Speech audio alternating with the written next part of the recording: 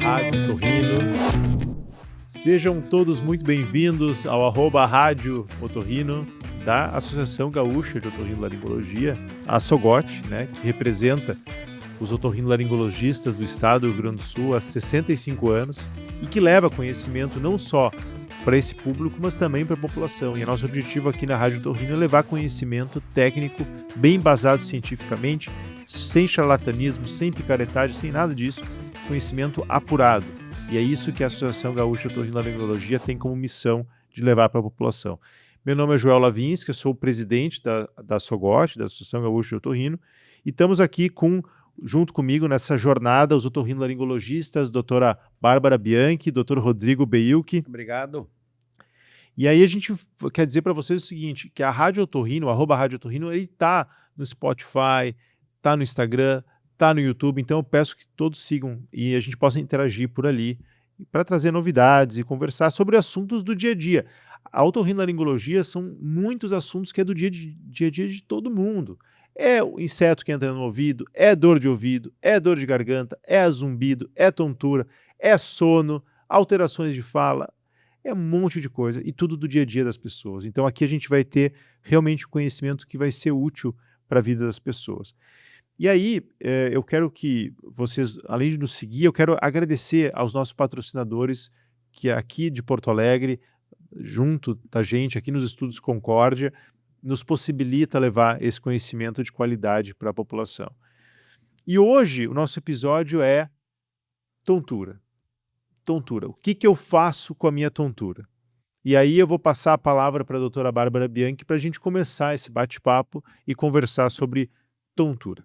Então, para nós começar já dando uma aliviada no assunto, vamos largar a mão de ser tonto e prestar atenção no assunto. Boa, Rodrigo. Vamos lá. É isso aí, a tontura é um sintoma tão comum na vida das pessoas, né? Eu acho que é impossível alguém que nunca tenha sentido tontura na vida. Afinal, o nosso sistema de equilíbrio ele depende de vários fatores e um tipo de tontura muito comum que a gente recebe no consultório de otorrino é aquela pessoa, talvez mais idosa, né? Vamos colocar aqui um exemplo. Dona Maria tem 70 anos e ela começou a sentir uma tontura ao se virar na cama, a olhar para cima. Ela viu isso como se fosse um giro, né? Como se tudo girasse e que durava alguns segundos e passava. Ela se assustou, pensou que poderia ser alguma coisa grave, procurou emergência, foi dito para ela: olha, você tem labirintite. Deram algumas medicações, mas ela ficou, né, com aquela pulga atrás da orelha. O que será que é que eu tenho? Por que eu tive isso? Quem que eu tenho que procurar nesse caso?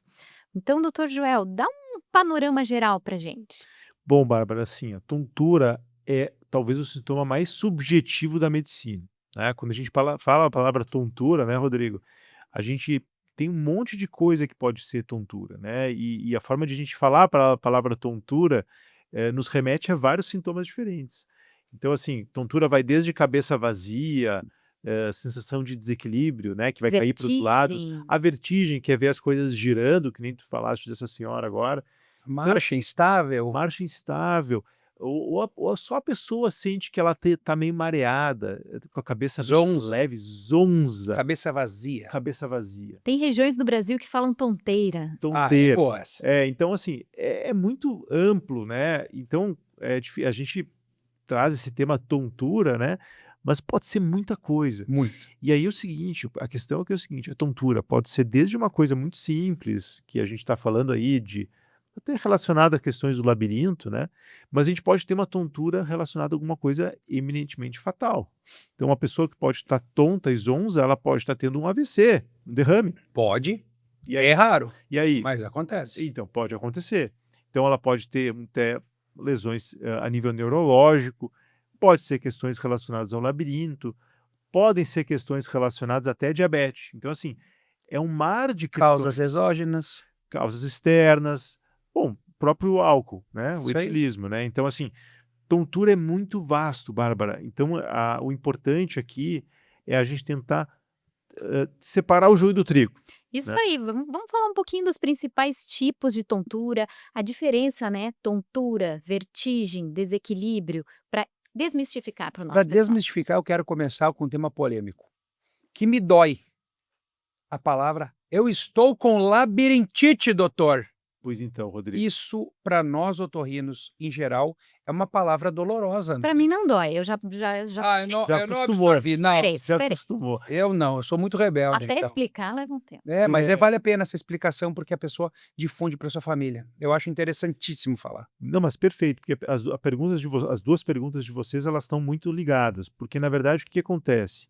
A gente pode ter a vertigem, que é aquela coisa da ilusão de que as coisas estão se mexendo, e que isso até nos remete a doenças do labirinto, sendo que dentro das doenças do labirinto, das labirintopatias, ou das doenças do labirinto, labirintite é uma delas, mas ela é muito frequente, muito infrequente. Agora, a gente, na pergunta da Bárbara antes, tem então a vertigem, né, que é a ilusão de que as coisas estão girando, mas a gente tem também uma situação que é de perda de estabilidade. A pessoa começa a perder a firmeza ao caminhar, começa a cair para os lados, né, começa a ter instabilidade, né? Então, isso está mais ligado a desequilíbrio e isso pode sugerir algum aspecto neurológico, não necessariamente labirinto, certo? Então, o sintoma de vertigem, de ver as coisas girando ou de desequilíbrio, a gente chama tudo de tontura, né, Bárbara? Mas são coisas muito distintas, né? Isso aí. E outra coisa que eu queria que tu explicasse, né, a questão anatômica da tontura, quais são as áreas do nosso corpo que agem para nos manter equilibrada? A gente sabe que a visão tem um papel, a nossa coluna vertebral tem um papel e o labirinto é apenas um deles. Vamos dar um panorama geral na anatomia? A tontura, ela tem o equilíbrio nosso, né? Ele tem vários mecanismos, como tu bem colocou. A gente tem aspectos relacionados a outros sistemas que não só o labirinto. O labirinto é um deles e, de fato, ele é bem importante. Mas a gente tem outros mecanismos visuais, a questão postural, que participam para nos manter no equilíbrio. Agora, se a gente for falar um pouco do labirinto, para que serve o labirinto, né? O labirinto ele serve para nos orientar no espaço. Para a gente não se perder. Principalmente quando a gente mexe a cabeça, né? Então a gente acaba tendo um reflexo que nos ajuda a centralizar a visão quando a gente mexe a cabeça. Então é um reflexo que o labirinto nos proporciona. E aí o que acontece?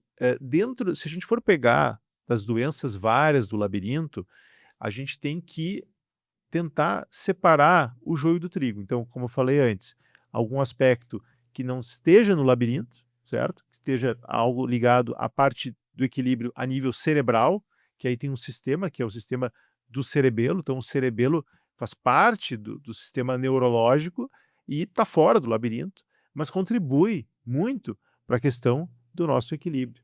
Então, por exemplo, Rodrigo, uma coisa é o seguinte, a gente pode ter, por exemplo, um paciente, um indivíduo, que está caminhando e está perdendo o equilíbrio. Um senhor de idade, vamos dizer assim. A gente pode estar diante de um AVC. Pode. E aí o que acontece? Esse indivíduo vai lá na emergência, certo? Vai na emergência, com desequilíbrio, com dificuldade, diz que está tonto. E aí, não, isso é labirintite. Toma um remedinho. Metazina pro cara na veia e vão mandar embora. Dá um remedinho desses, eu brinco ali, o Tonturex, né? Que tem vários nomes que eu não vou falar, claro. Tonturix. Tonturex. Tem Tonturix também. Então, e aí sai com esse remédio e ele está tendo um AVC no cerebelo.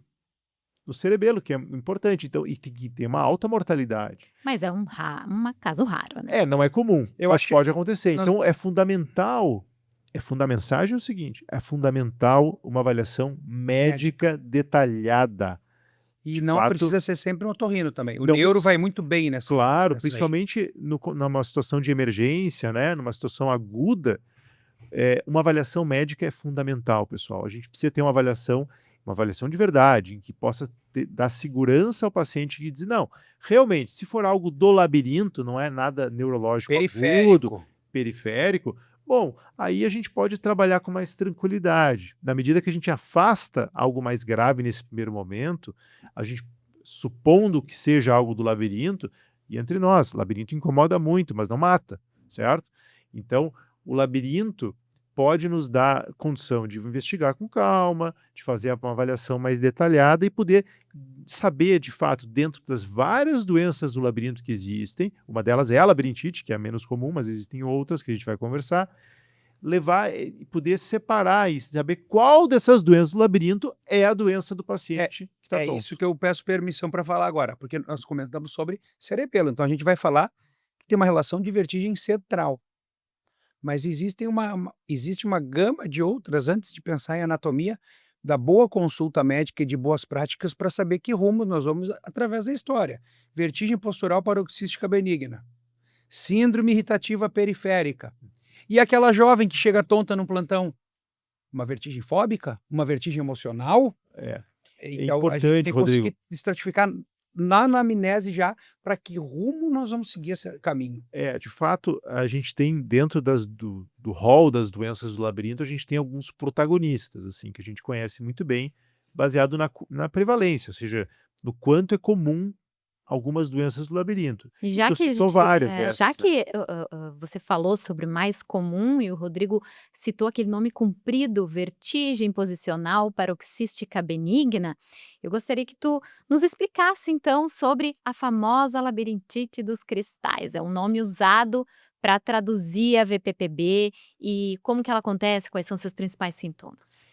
Essa é a campeã, Bárbara. Essa é a campeã, essa é a número 1. Se a gente tirar, então, de novo, toda aquela parte neurológica, descartar que o paciente está tendo uma crise de diabetes, descartando todas essas outras doenças e cair no mundo das doenças do labirinto, essa é a campeã. Essa 20 a 25% das pessoas vão ter em algum momento da vida uma crise dessa. E o nome é chique, né? Labirintite dos cristais, né? Mas é realmente, por quê? Um adendo aqui, a paciente falou assim para mim, então vamos fazer um combinado, eu estava explicando elegantemente, falou assim, então vamos fazer o seguinte, eu te dou meus cristais, tu enriquece aqui teu consultório, bota de enfeite, e eu saio sem tontura daqui. E pior que o médico otorrino, ele consegue fazer isso. Pô, manobra. Então, vamos falar. Então, o que acontece? A gente tem, então, nesse nome comprido que o Rodrigo falou, a vertigem posicional paroxística benigna, é a famosa VPPB, que é a que a Bárbara falou, a labirintite dos cristais. Então, 20 a 25% das pessoas vão ter isso em algum momento da vida. Ela é muito comum. E o nome benigna sugere que ela não é uma situação grave, incomoda muito a pessoa até. A história clássica é o seguinte, a pessoa vai deitar, quando ela põe a cabeça no travesseiro, a cabeça estica um pouquinho para trás, ela vê o teto girando. E pode se levantando também. Exatamente. E aí o que acontece? Ela começa a ver tudo girar, o teto girar, e ela fala, doutor, mas eu nem bebi. E tá tudo girando. E aí ela se apavora, porque ela acha que está tendo um AVC, um derrame, está tendo alguma desse tipo de Porque situação. tudo gira. Isso, né? Porque é muito intenso, apesar de que passa rápido. A crise forte, ela passa rápido. Na medida que a pessoa muda de posição, muitas vezes melhora a vertigem, mas ela vê tudo girar mesmo, né? Então, assim, é muito angustiante, a pessoa fica Geralmente ela desesperada. vem acompanhada de náuseas, né? Náusea, vai no banheiro vomitar. Jato, aquela loucura. E depois até melhora, mas aí às vezes acontece de ela, na outra noite, na hora de deitar, acontecer a mesma coisa. É incrível, é incrível. E ela é a mais comum, pessoal. O que acontece? Só para explicar para vocês, aqui tem uma cabeça, né? Eu vou só, dentro dela, tirar aqui o labirinto. Isso aqui é o labirinto, pessoal, para quem não conhece. Que é nosso bem labirinto. pequenininho, né, Gel? As pessoas vão pensar que nós somos um monstro dentro da Não, cabeça. isso aqui é algo esquemático, tá? Então aqui tem um labirinto. No nosso labirinto, normalmente, pessoal, nós temos pequenos cristais que ficam nessa porção mais inferior aqui do labirinto. Então, talvez não dê para ver com tanta clareza aqui. O fato é que esses cristais são cristais de carbonato de cálcio, né? Por isso que são cristais. Eles devem ficar nessa posição aqui, nas pessoas, aqui embaixo, tá? O que acontece? Quando eles estão imersos num líquido, e claro que quando a posição de deitar favorece com que esses cristais deslizem por esses canais aqui, certo? E ao assumir essa posição, que dá a vertigem com mais força, a pessoa vê tudo girar. Então, É isso que acontece. Eu acho que a gente pode colocar também aquela imagem de YouTube que eu mostrei, Excelente. porque ali vai ter bem o movimento que os cristais fazem dentro do É labirinto. legal. Então, aí o que acontece? Quando esses cristais, por algum motivo, eles se deslocam daquela posição que a gente já mostrou antes e vão para dentro desses canais, é que dá a crise de vertigem. Então, é um líquido que Como desloca, vamos dizer assim. eu explico assim, eu acho que há muitos anos tem funcionado. Quando o líquido eu viro a cabeça para um lado, esse líquido vai girar numa velocidade. Só que o outro lado vai ter que girar o dobro da velocidade que eu girei para cá para me equilibrar. No momento que eu tenho um cristal perdido, esses líquidos entram em descompasso. Se aquele girou a 100 para lá, esse aqui vai ter que voltar a 200 para me equilibrar. Só que se eu tiver alguma coisa atrapalhando a velocidade desse líquido, eu perco o meu equilíbrio. Uhum. Uma maneira simples para a pessoa entender. Perfeito, perfeito. E Rodrigo. é igual o carro desgovernado sem a geometria, ele vai puxar para o lado. Uhum. Tu fecha o olho, olha de novo, ele está puxando para o lado. Gostei da analogia, vou copiar. Eu falo há anos isso, não é de hoje. É E porque eu uma coisa é explico com mecânica. o meu labirintinho na orelha é desse tamanho, mas eu consigo explicar num desse tamanho ali. E as pessoas entendem. É mecânico, né, Rodrigo? É bem mecânico, porque esses cristais estão imersos, então, e eles se deslocam. E aí o que acontece? Por isso que é posicional, por isso que o nome é vertigem posicional, porque depende da posição da cabeça, especialmente quando a pessoa. Às vezes acontece quando ela vai deitar ou levantar, né, Bárbara? Mas às vezes também quando ela vai pegar alguma coisa na prateleira de cima, também pode ajudar a desencadear isso, né? E aí melhora, demora uns minutos e melhora, a pessoa vai, eventualmente ela melhora e não acontece mais, mas pode ficar por semanas acontecendo. E o interessante, pessoal, dessa doença específica é que não tem remédio para ela. O interessante é o tratamento, né? Que é Não incrível. tem remédio, Bárbara, não tem nenhum remédio no mundo para tratar ela. Só tem como sedar o momento. Mas Alívio. alivia o sintoma, mas não resolve.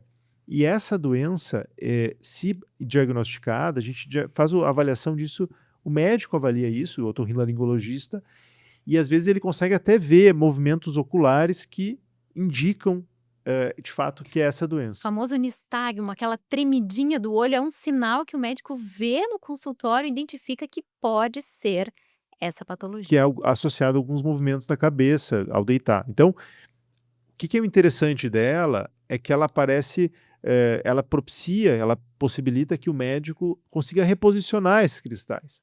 Então, existem manobras que são realizadas pelo médico, né, no consultório médico otorrino, em que ele consegue reposicionar esses cristais para a posição. Então, olha só. Tem um cristalzinho Então, olha ali. aqui, ó. Eles estão, o cristal está se movimentando por um dos canais, esse é o canal semicircular posterior, que é o mais comum. E aí, bom, o objetivo o que que é? Levar ele de volta, né, para a posição original. Então, o médico, o otorrino, ele faz algumas manobras e consegue no consultório o paciente sair com isso resolvido. Lembrando que Incrível. não façam sozinhos em casa, né? Porque pode dar problema. Exato, e até porque o médico tem que saber qual canal foi acometido, tem manobras específicas para cada canal. Então, é importante que seja feito isso por um médico. E aí, na medida que é feito esse reposicionamento, o paciente sai do consultório muitas vezes curado, e ele não acredita. Parece até bruxaria. Parece que diz assim, lindo isso parece até que, não, esse doutor aí é picareta, ele mexeu na minha cabeça e melhorou. Mas, de fato, melhorou, eu não tenho mais nada. Ele sai disso resolvido. E às vezes o paciente está usando há meses remédio, que não serve para nada, né? E aí, numa manobra que demora pouco mais de 5 minutos, está tudo resolvido. Bom, a gente falou então sobre uma das causas mais comuns aí, que é a VPPB, mas temos outras também que também acontecem com frequência. E uma delas é um caso específico do paciente que começa com uma tontura muito intensa, né? Não é aquela que dá e passa como VPPB, leva tempo para passar. Muitas vezes esses pacientes chegam a internar no hospital por causa disso. E aí chega o diagnóstico de neuronite. Explica para nós o que é neuronite vestibular. Primeiro que é difícil já chegar no diagnóstico, né? Porque esse cara já foi na emergência umas 3, 4, 5, 10 vezes e aí que chegou. Essa talvez seja uma das crises de vertigem mais intensas que a pessoa tem. Porque ela geralmente pode acontecer ou não, mas de ter algum resfriado antes, porque ela tem uma origem viral. Então, muitas vezes é um vírus que gosta de atacar os nervos, e um deles pode ser o nervo do labirinto, o nervo vestibular. E essa crise é uma crise muito intensa, Bárbara, é muito intensa. E pode acontecer em jovem, né, adulto, idoso, uma crise muito intensa.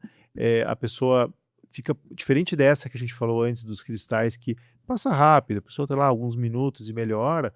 Aqui a gente está falando de uma crise que dura horas, às vezes Às dias, vezes a pessoa acha que tá morrendo, né? acha que tá morrendo. E ela vai na emergência e ela diz assim, ó, eu não consigo sair daqui. Não Porque consegue eu caminhar, abro o olho, não não, consegue eu caminhar. abro o olho e tudo gira. Eu não consigo.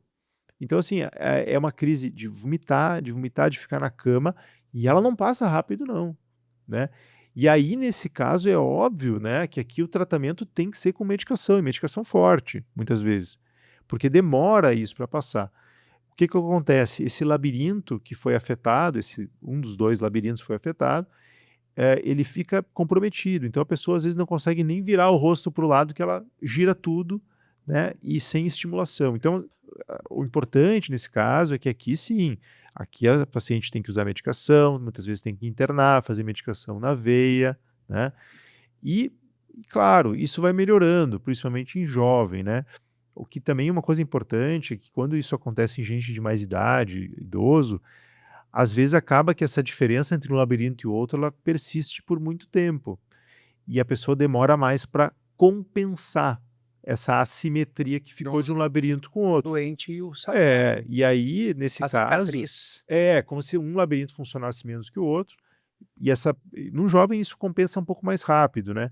Agora, no idoso, muitas vezes isso demora, Bárbara. E aí, nesses casos, a gente pode lançar mão de algumas estratégias, até fisioterapia. Aqui a fisioterapia poderia entrar muito bem para ajudar esse paciente a compensar mais rapidamente, com exercícios. Existem várias estratégias de fisioterapia, inclusive hoje até com realidade virtual se faz isso, com sistemas, para ajudar a compensar essa assimetria em casos de neuronite, que é bastante comum isso acontecer em todas as idades. A vantagem é o seguinte, que é um episódio e acabou. A pessoa fica lá uma semana, às vezes, de cama, mas não vai ter mais, vai ficar bem, né? O problema, nesse caso, aqui tem um desenho em que ali mostra lá o nervo, lá os nervos lá, Rodrigo, lá em cima, Aqui, ó. saindo ali do labirinto, e ali que está inflamado, vamos dizer assim, pela neuronite. Então, Para as pessoas entenderem, então, voltando aqui, ó, aqui de novo, ó. aqui está a Labirinto cóclea, ali, aqui tá a os canais cóclea, semicirculares e os nervo, e aqui nervos. tem uma artéria. Exatamente, olha aí, ó. Então a inflamação do nervo, e essa inflamação faz esse labirinto funcionar menos por um bom tempo. Agora, é incrível a capacidade do corpo humano de compensar e de se recuperar. Isso em tudo na medicina, mas o labirinto é incrível. Pode estar com um labirinto funcionando quase nada. Com o tempo, o corpo compensa. Ele compensa com outros sistemas. Tu falaste no início, né, Bárbara, dos outros sistemas que ajudam a compensar. E a gente não, o equilíbrio não se dá só através do labirinto. Então, Exato. a gente compensa com o sistema visual, a propriocepção. E é por isso que a fisioterapia vestibular é interessante. Estereocinesia, palavra bonita. Exatamente, é coordenar e compensar essas assimetrias.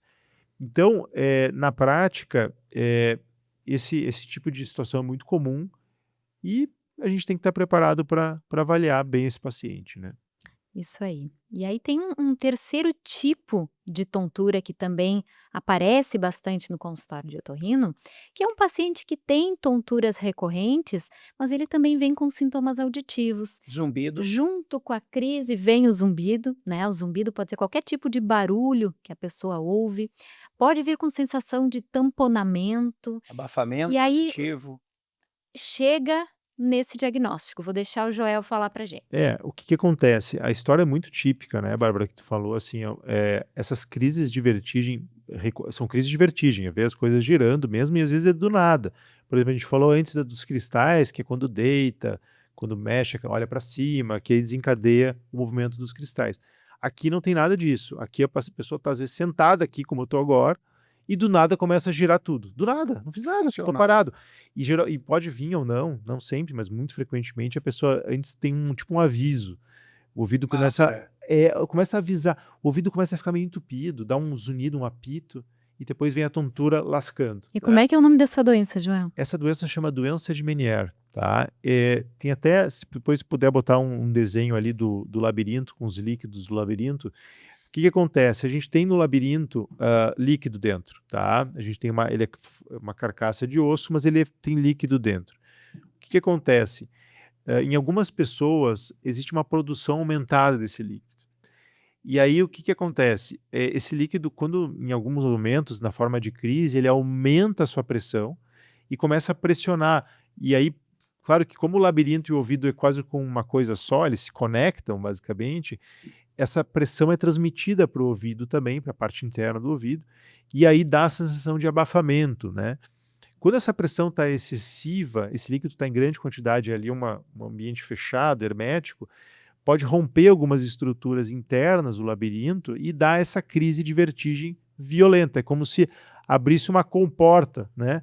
Então, assim, a crise é recorrente e esse é o problema, porque a que a gente falou antes da neuronite é uma vez que a pessoa vai ter na vida e tal, ela, né, não sente nada no ouvido e depois segue o baile.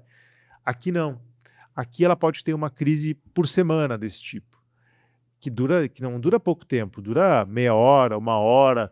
Então, assim, realmente aqui tá. Então, a gente vê ali como a cóclea e o labirinto eles se conectam. Eu levanto aqui para ti. Não, mas tá bem, Rodrigo. Aqui. Então, a cóclea e o labirinto. E o que acontece? Aqui, as crises são recorrentes e pode incapacitar a pessoa profissionalmente, porque As a pessoas pessoa... entenderem, só tu falasse em cóclea, a gente não falou antes, a cóclea, pessoal, essa aqui, o caracol, Caracol. que é onde é que é formado o som daí, basicamente, grosseiramente. E o labirinto, que são esses canais que vocês viram desde antes, que estão relacionados com o nosso equilíbrio. Mas ambos estão interligados e que têm relação com o nervo que está ligado a eles também. E eu quero trazer um alerta sobre a doença de Meniere. Por que ela é tão importante e a gente sempre procura saber se o paciente tem? Porque ele é um dos tipos de tontura que, se não for adequadamente tratado, pode até levar à perda auditiva. Exato. O que acontece é isso, Bárbara. Como a gente estava falando antes, essa recorrência dessas crises é o que mais incapacita o paciente, com certeza, porque ele pode estar numa reunião, pode estar dando uma palestra, pode estar fazendo uma cirurgia e do nada começa tudo a girar. Então, assim, a pessoa não consegue viver desse jeito. E eu acho muito interessante que, dentro do tratamento do Meniere, além de medicamentos específicos, existem hábitos que nós orientamos os nossos pacientes, vou te pedir para falar um pouquinho disso, que vão ajudar ele a controlar a sua doença. Claro, e não, inclusive tu comentaste sobre o aspecto auditivo, que também, claro, é uma situação que incomoda, porque a pessoa, existe uma tendência de ela ir perdendo a audição de um ouvido progressivamente, desse ouvido afetado. Né? Conforme o Rodrigo falou, o labirinto e a cóclea eles estão interligados. Então, quando esse labirinto começa a apagar, muitas vezes a audição começa a apagar junto. Né? E aí, é importantíssimo, aqui é Como se crucial. fosse quase que uma isquemia pela pressão. Começa Mecanicamente a lesionar, esse labirinto começa a perder com todos os mecanismos, realmente a parar de funcionar por tamanha desregulação que ele está, né? Então, aqui, a doença de Meniere, ela já se conhece há 200 anos, essa doença, mas ainda existem alguns questionamentos sobre ela, sobre como as coisas funcionam para gerar ela. O fato é que é crucial uma investigação, né? Primeiro, descartar, como a gente falou antes, aspectos neurológicos, muitas vezes tem que fazer exames de imagem para descartar isso, né? Existem exames dentro do arsenal do otorrinolaringologista para confirmar que essa doença, então existem exames que aumentam fortemente a sugestão que seja essa doença, exames específicos, e na medida que a gente tem uma forte suspeita que seja essa doença de Meniere, a gente tem ainda uma terceira fase, que é tentar descobrir a causa dessa doença. Porque frequentemente tem causa por trás. E uma das causas são questões metabólicas. Até a alimentação pode afetar, né? A alimentação, hábitos de vida em geral, né? Porque o que acontece? O ouvido, ele precisa de energia. Só que ele não precisa muita energia. Pouquinha energia, mas constante. O que acontece, uma das principais causas da doença de Meniere, que é um distúrbio, basicamente, nessa entrega de energia para o ouvido.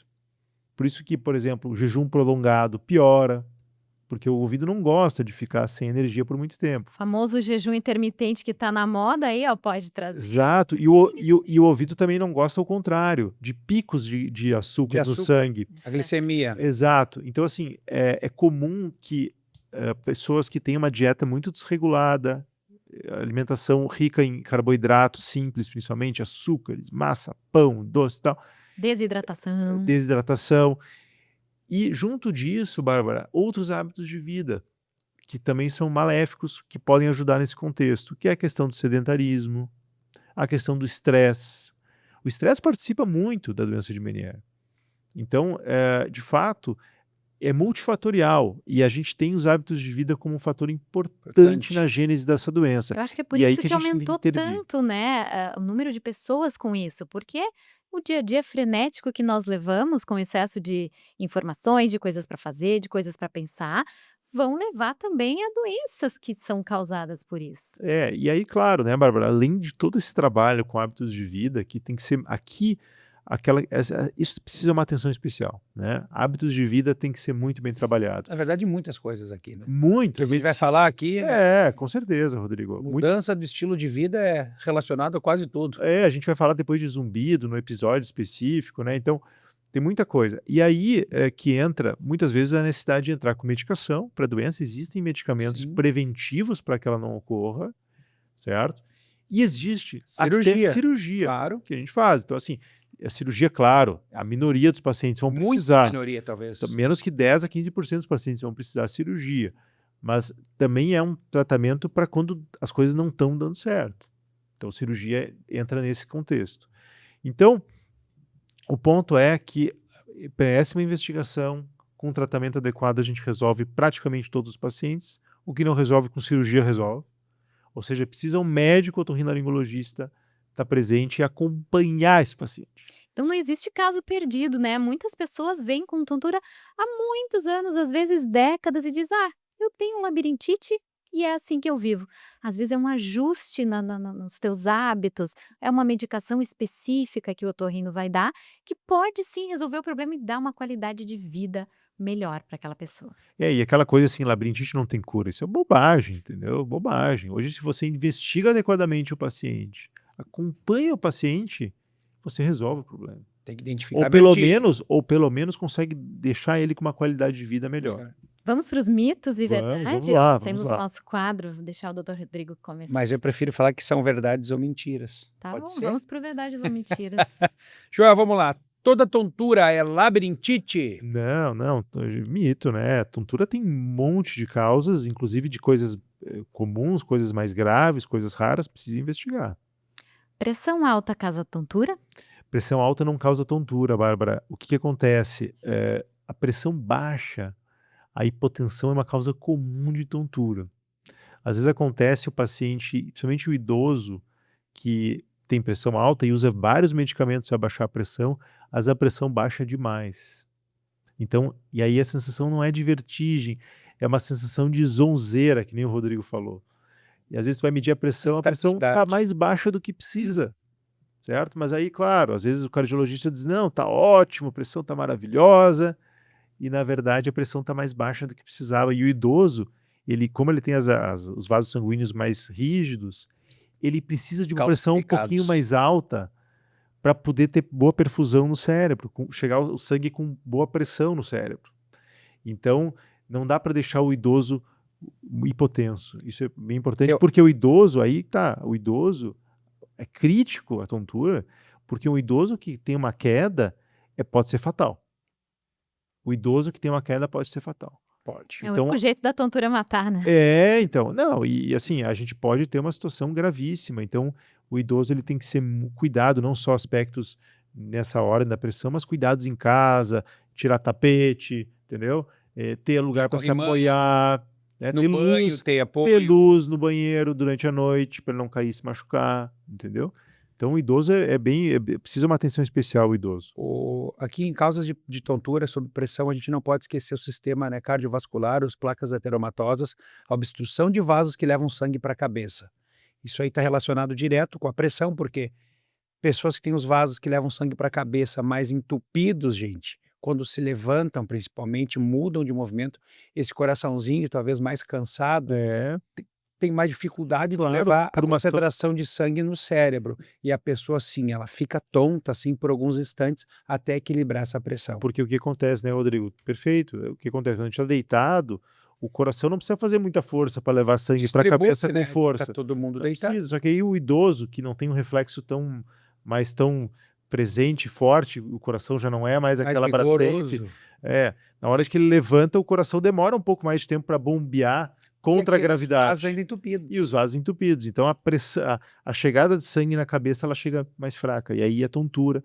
E aí que acontece os problemas, porque o idoso vai no meio da noite acordar E querer fazer ir xixi no de banheiro, urgência. e aí tropeça no meio da noite, se machuca e aí começa o problema maior. Espiral negativo. Exatamente. Joel, labirintite. A palavra eu tô botando forte de propósito. Melhora sozinha, sem tratamento? Não melhora sozinha sem tratamento. É claro que depois alguns tipos de doenças do labirinto, se você não faz nada, algumas até podem melhorar com o tempo, né? Mas uma crise aguda de tontura, ela precisa ser avaliada e às vezes amenizada já numa situação aguda com as várias estratégias que a gente comentou antes, né? Então, baseado na causa. Então, se você não sabe a causa, você não tem como tratar o paciente. Boa.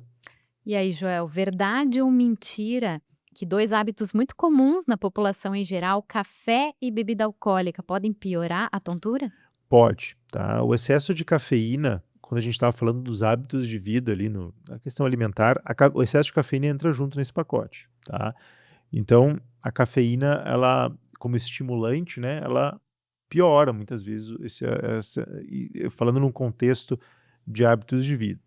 A questão do álcool também, né? Obviamente, né? O álcool, se a Excita. gente. Não, e o álcool também, tu perde a estabilidade, né? Certo? Então perde o equilíbrio, ajuda a comprometer o Primeiro excita e equilíbrio. depois Então, e faz parte também de um combo de maus hábitos de vida. Que falando de forma especial na doença de Meniere, o álcool vem junto atuar negativamente nesse combo aí pra de maus gauchada, hábitos. falando de hábitos de vida. Chimarrão, gente. Chimarrão, às vezes Eu tem gosto mais de usar, cafeína que o próprio eu gosto café. de usar mateína, eu falo mateína, É. porque tu toma um cafezinho, que nem nós tomamos aqui na mesa, e talvez está suficiente. Uhum. Se nós talvez gostássemos do chimarrão, nós já estaríamos na 2ª ou 3ª térmica aqui, É verdade. tirando É verdade. toda aquela concentração que tem naquela erva mate. Então nós estaríamos mais excitados que o possível. Então os idosos que têm costume de tomar seu chimarrão e estão percebendo uma instabilidade, uma coisa estranha depois de matear, eu acho que é interessante conversar com o seu médico. É isso aí. A tontura em idosos, Joel, é normal e faz parte do envelhecimento? Não é normal, né? Não é normal. Claro que o idoso ele perde um pouco de massa muscular, né? E vai tendo ao longo do tempo uma diminuição dos reflexos relacionados ao labirinto, e isso pode de fato comprometer. É comum, vamos dizer assim. Agora normal não é, certo?